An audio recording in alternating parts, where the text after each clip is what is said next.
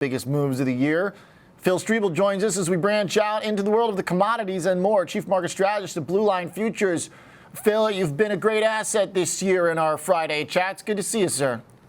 Oh, thanks a lot, but it's not Friday yet. It's only Thursday, so maybe I'll see you tomorrow. Hey, we're going to be running this throughout the holiday. Don't say any dates, okay? I'm just kidding. Hey, so one thing we've talked about that I want to knock out first is basically crude oil, because in the world of commodities, I feel like this was one of the biggest letdowns there was for anybody looking for volatility or for anybody looking for upside. It was one of the really difficult market because of the fact that it seemed like it was really geopolitical headline driven.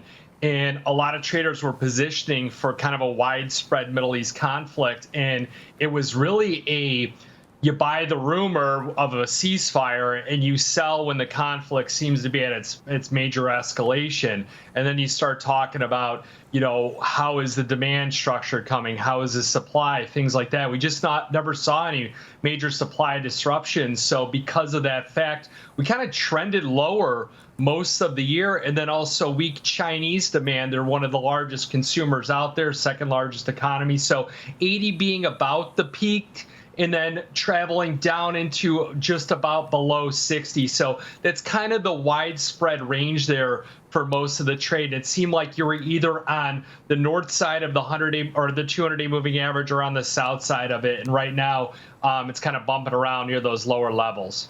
What do you think we learned about the role of Middle East conflict in the pricing of crude, Phil? Because at the risk of leading the witness here, it seems like the U.S. production played a pretty big role in keeping price tapped out. It definitely did. I mean, I thought that more of the hurricanes played more of a role on impacting prices, but that was another thing that was just a buy the rumor, sell the facts. So, I mean, this is where you really have a game plan. You really manage your risk. You use the minis, the micros, the options, things like that.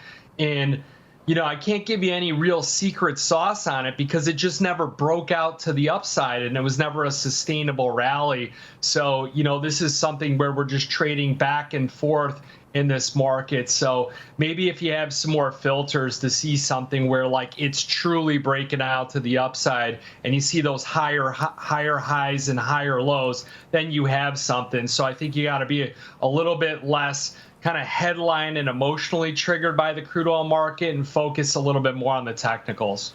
Seems like also if you want exposure to energy, natural gas is the better play and way to go. I mean, natural gas is breaking out heading into the final weeks of the year again. Pretty shocked by that. Well, I'm shocked in a sense because that contract had disappointed me so many times.